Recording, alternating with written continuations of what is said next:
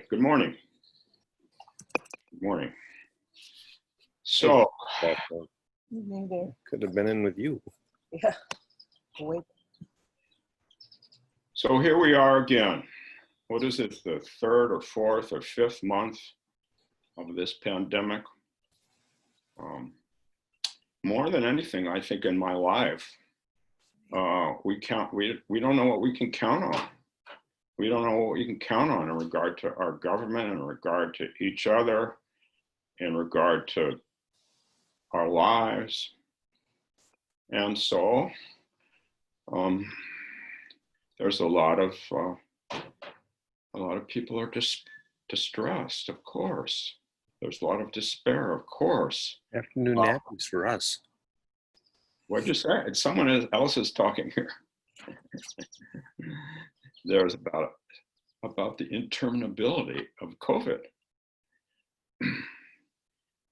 And not only about that, about the increase in homelessness. Homelessness has skyrocketed.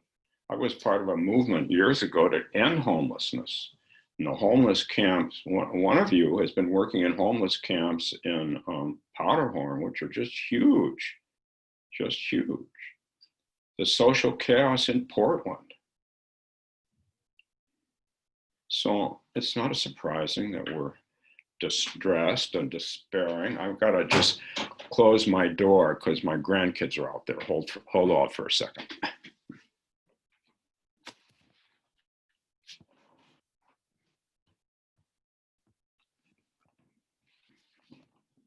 It's not surprising.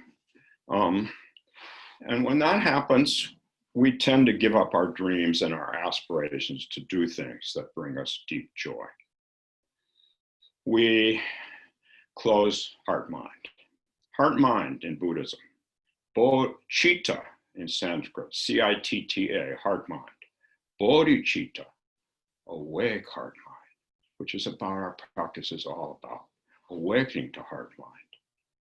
Shinjin-mei, shin in Sino-Japanese, heart-mind.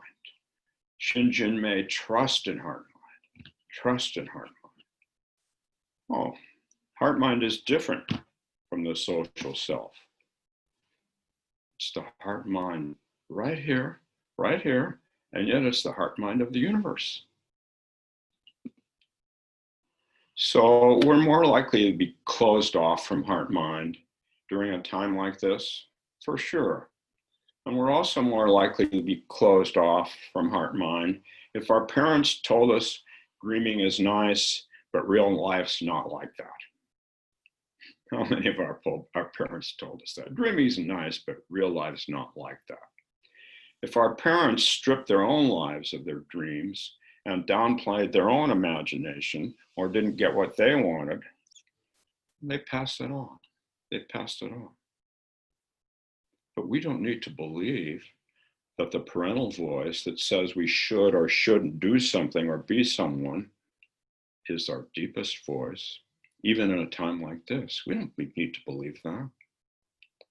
Maybe your parents didn't give you what you wanted because it was too expensive, or they modified it so it didn't give you joy. They didn't realize that. My friend Fulton, he got interested in electric guitars when he was pretty young. He went to his mom and told her, and she said, "Oh, you like music?" And she bought him a piano. Well, she did her best, she thought, but it was an approximation of what he wanted. It wasn't really what was in his heart mind. We take jobs we don't like because they're kind of similar to what brings us joy in heart mind. We marry someone who's kind of similar to what brings us joy. But Buddhist practice is about learning to check in with heart mind and not believing that parental voice that's always shoulding and shoulding not everything, should not everything. Coronavirus or no, social chaos or no, when you want something, go after it. Don't say it's selfish. Do the things that bring you joy so you can bring joy to others. It's a real misunderstanding about bodhisattva practice. Bodhisattva is only there for other people. What about this other person in here? What about this very own heart mind right in here? When I was in my mid-20s, there was the only thing I wanted to do, and that was to move through ego and experience enlightenment. That's what I wanted to do. And so I just gave myself to doing that. Even though my sitting was not good, my back was not straight, I could not even do the quarter lotus. I just kept doing it. I kept doing it. I kept doing it. And I got it. Or better to say, it got me. Heart mind opened. Heart mind opens. And you don't need to do all that practice for all those years for heart mind to open. But maybe for a big experience, you do. Maybe so. But how about right now, taking a risk in the midst of all this and checking out our deepest wishes and acting on them? When we turn against our wishes and push them out, they wound heart mind. Heart mind gets wounded, and heart mind bleeds. It bleeds. You know that. So I had a student, I don't know, 10, 15, a long time ago, 15, 20 years ago, whom I'll call Barbara. Barbara had wanted to be a mother. That's what she really wanted to do in life. From the time she was a little kid and played with dolls, that was what heart mind aspired to. But she was the youngest child. The parents got old. The other kids left. They had health problems. So she took over running their house. Then they died, and her brother's last kid, or brother, came to her and said, would she take care of the last kid? Would she be a loving aunt? So she did. She did. But she began to feel the strain of her overly responsible nature. Actually, she felt it all along, but she kind of suppressed it. Then, when she was in a retreat with me, she came into one-to-one with me, Doksan, and she said, oh, something awful happened in my meditation. I said, what? She said, I saw myself drowning my nephew in the tub. And she just sat with that, and we talked about it, and she came back and sat some more. And she realized that she'd been trapped all these years. She'd maybe 45, 46, out of family loyalty. And she'd been overwhelmed by others' needs. So little by little, she opened to heart mind. She said to her brother, thank you for giving me this opportunity. She didn't tell her brother anything about that, of course. Thank you for giving me this opportunity to take care of Jason.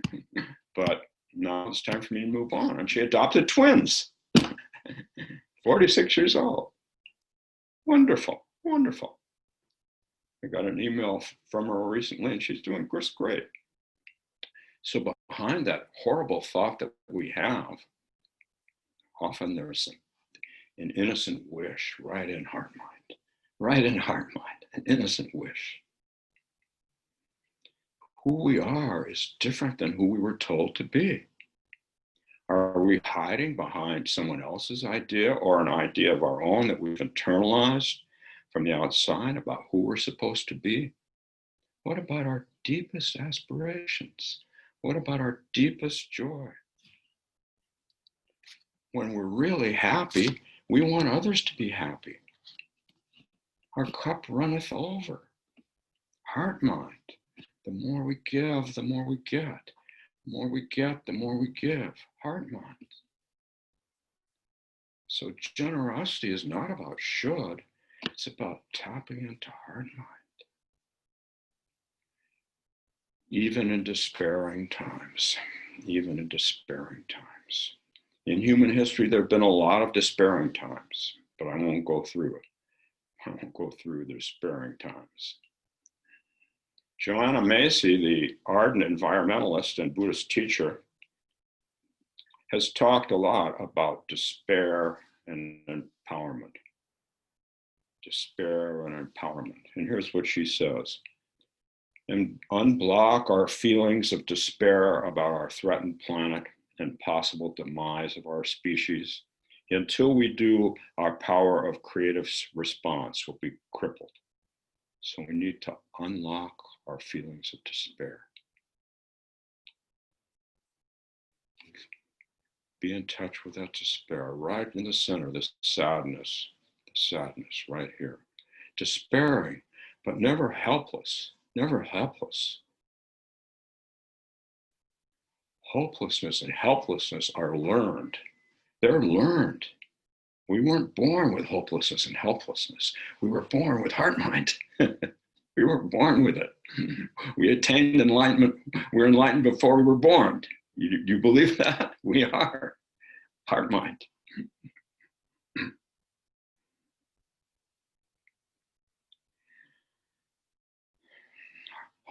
Hopelessness and helplessness are learned, and they block our despair.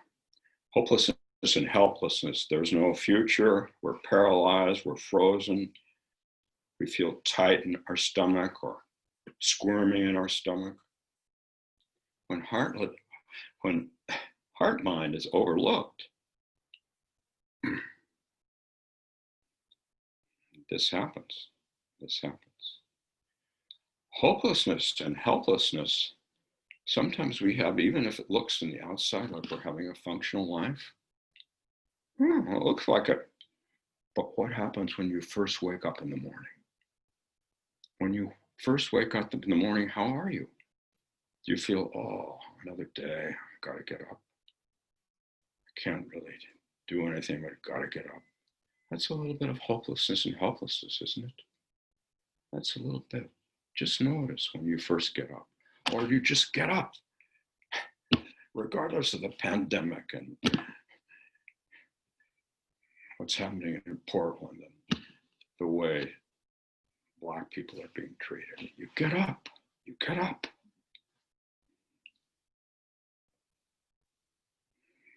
So if you wake up in the morning and you have hopelessness and helplessness, pay attention to that.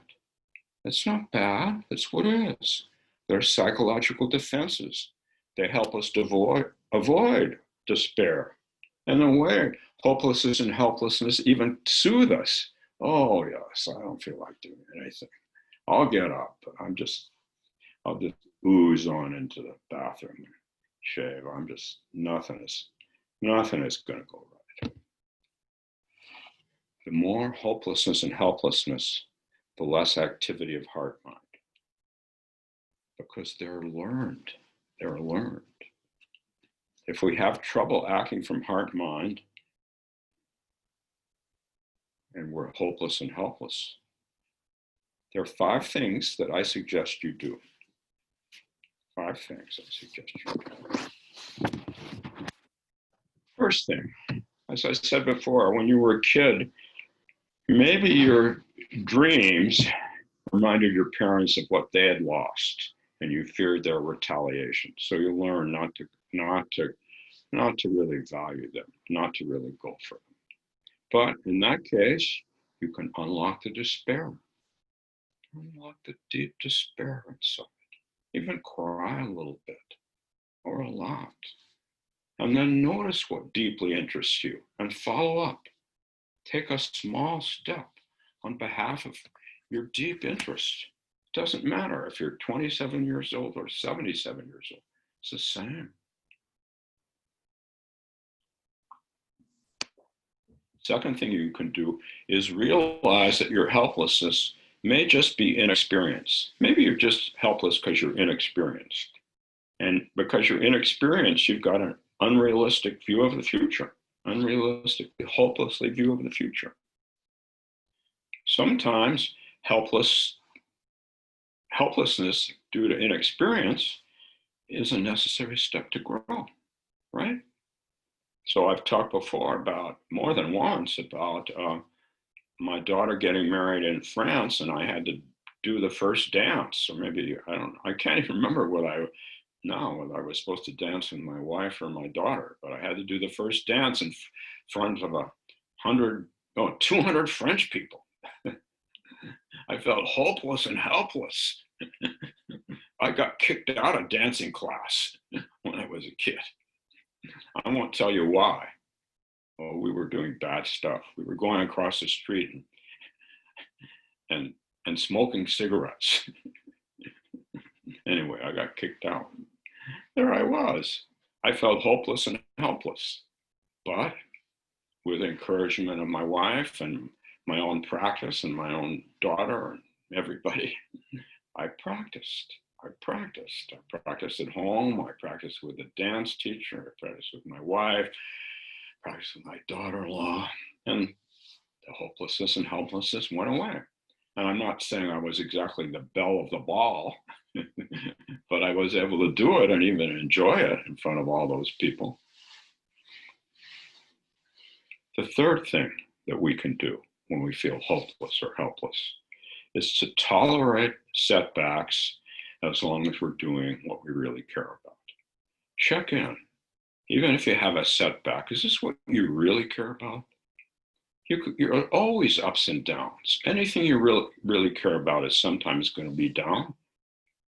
So I had a student of mine who, in the long retreats, for 2 years in a row, the 7-day retreats, the Rahatsu retreats, he was so committed that he stayed, but by about the third or fourth day, he would start shaking. And that was embarrassing and disquieting. And he came to see me and I supported him. We talked about stretching he could do, which helped a little bit, not too much. And we talked about maybe he was focusing too much. Maybe he just needed to be there. And he just stayed with it. He just stayed with it until by the third or fourth year of the 7-day retreat, he was just calm most of the time, letting heart, mind just be there, just be there. Not all the time, but much of the time. Fourth thing we can do if we're caught by hopelessness and helplessness is this, especially when our enthusiasm wears off. When our enthusiasm for something wears off. You know, we start it and get really enthusiastic. How many people have done intro to meditation and they come to me once and they say, wow, this meditation is really for me. And then after a year or 2 years or 3 years, their enthusiasm's worn off. That happens with lots of things. It's pretty natural. It's pretty natural. So then we practiced the third and fourth paramitas, the third and fourth perfections, patience and persistence, patience and persistence, patience and persistence. So my friend Kay, years ago, this is not her real name. I never use real names. I always disguise people. Kay went to Katagiri Roshi, our teacher at Zen Center. She went to him because she was in graduate school to be a counselor therapist. She'd had that deep aspiration for a long time. And it had come out, and she went to school to be it a little later in life. But a lot of her courses sucked. They just sucked. You know how you open the book? I remember this in college, opening the book. Oh, I can take all these courses. Then about a week into them, I think, oh my goodness, what did I get myself into? So she went through that. And Katagiri Roshi helped her. He said, read about the third and fourth paramitas. Read about them and we'll talk about them. Patience and persistence. He said, those are the most important of the 6 perfections. If you're really following heart mind, patience and persistence. The fifth thing that we need to do, which is the one that people in spiritual paths like to do least, including people at Zen Center, is put yourself first. Put myself first. I'm doing a spiritual practice. We're all supposed to be bodhisattvas. Put myself first. remember how with your kids or maybe with your parents, if with my kids, if one of my kids came home from kindergarten with a note saying he'd been selfish, oh, I don't want my kid to be selfish. I'm embarrassed for him. I'm talking with him. So we avoid selfishness like the plague. But putting heart mind first helps us be a bodhisattva. Putting heart mind first helps us be a bodhisattva. Tapping into and listening to chitta in Sanskrit, to shin in Sino-Japanese. Then we're less judgmental. Then we're more accepting. Then we're in touch with something deep. Deep desires, deep aspirations. We're not straining to do the right thing. If you're straining to do the right thing, you're covering over heart and mind. Love is always waiting to pour out from heart and mind, from the still center. It's always ready, willing, able, enthusiastic. The deepest part of ourselves. Since birth, since before birth, but covered up by all this cultural junk, all this cultural crud. Beneath the superficial personality we show to others, love is ready to pour out. Pour out. And we cover over heart mind to protect ourselves from our deepest feelings. We do that. I worked with a student all called Dan. Dan did a retreat with me after his wife came to Zen Center for a while, he and his wife. He came to one retreat with me and he came upstairs and he said, geez, while I was sitting downstairs, I just remembered that going through the vows with my wife. And I said, oh, well, that's beautiful. He said, no, it's not beautiful. He said, I remember saying, a little voice inside saying, this will never work. And he said, I've been really unhappy for more than 30 years, and so has she. Covering over heart mind. Covering over heart mind. So no wonder we cover over heart mind to protect ourselves, because sometimes heart mind is sharing, telling something to us, showing something to us about what we deeply care about and who we deeply are and want to manifest ourselves. And they ended up separating. And as far as I know, he's doing fine now. I don't know that for sure. For sure. Nothing is guaranteed. Putting heart and mind first doesn't mean anything is guaranteed. It means seeing life through our own eyes, not the eyes of someone else. Our parent, our boss, our spouse, our kid. This is where we find balance. This is where we realign ourselves, right here with our very own heart mind. Heart mind's not selfish. Heart mind motivates us to grow and connect.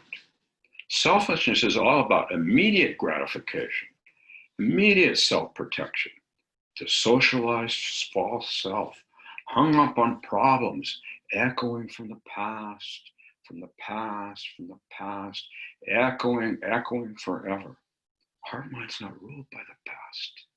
It's not dominated by mandates from our family or our school or our culture or the political realm or the social realm or even our minister, if I am a minister, whatever. So here are 3 haiku to help you open heart mind. These are 3 haiku that we spent time on in the study group. I just led on 10 Windows by Jane Hirschfield. The first haiku by Issa, I-S-S-A. On a branch floating downriver, a cricket singing. On a branch floating downriver, a cricket singing. A small branch, a tiny cricket, singing with joy, going down toward its demise, singing with joy in that stream. Tiny cricket, tiny leaf, singing with joy, and it brings Basho joy to hear that joy. He feels joy in his heart mind by hearing that joy. In the middle of this social chaos, this confusion, this upsetness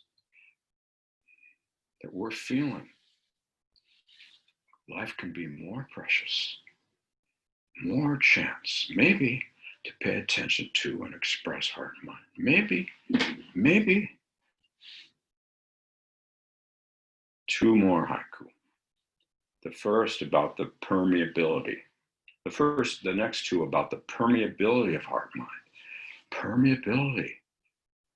Diastolic, systolic. Permeability. Blood flowing. So here's the first one. These are both by Basho. Too ill to eat even a rice cake. Peach trees in flower. Too ill to eat even a rice cake. Peach trees in flower. He unfastened himself from the single story and opened to heart and mind. He unfastened himself from a single story so he could open to heart and mind. Can we, each of us, unfasten ourselves from whatever our single story is today? Open up beyond that and feel permeability, feel connection.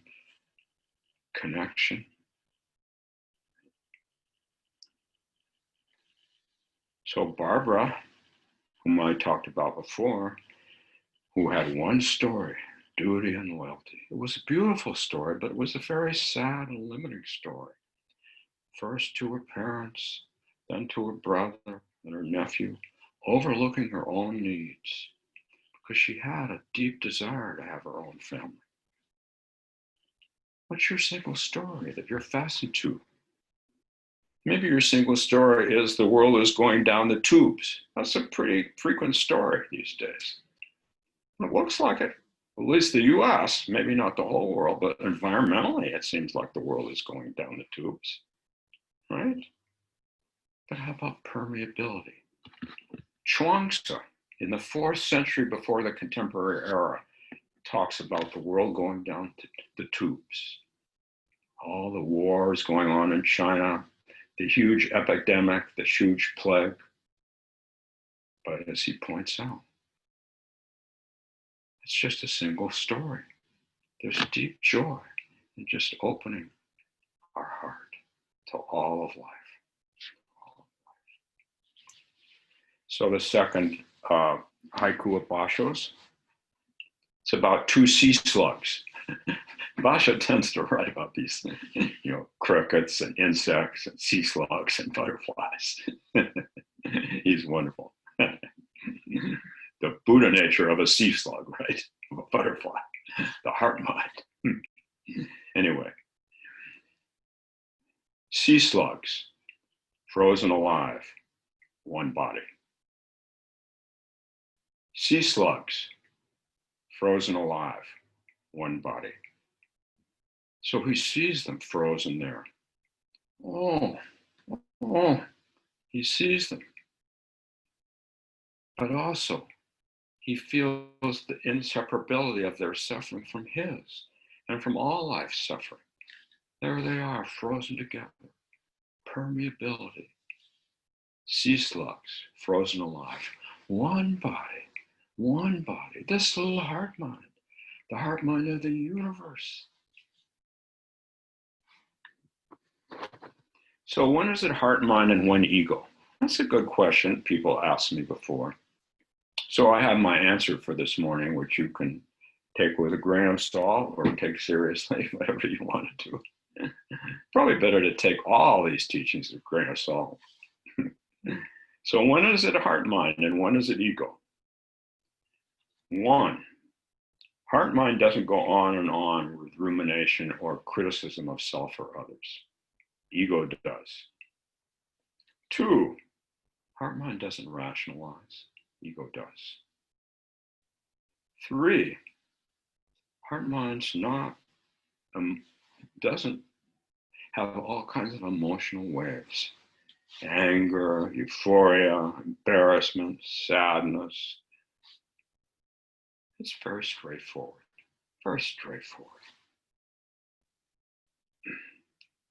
4. When heart mind speaks, it speaks simply. Simply. It doesn't have thousands of opinions based on thousands of fears.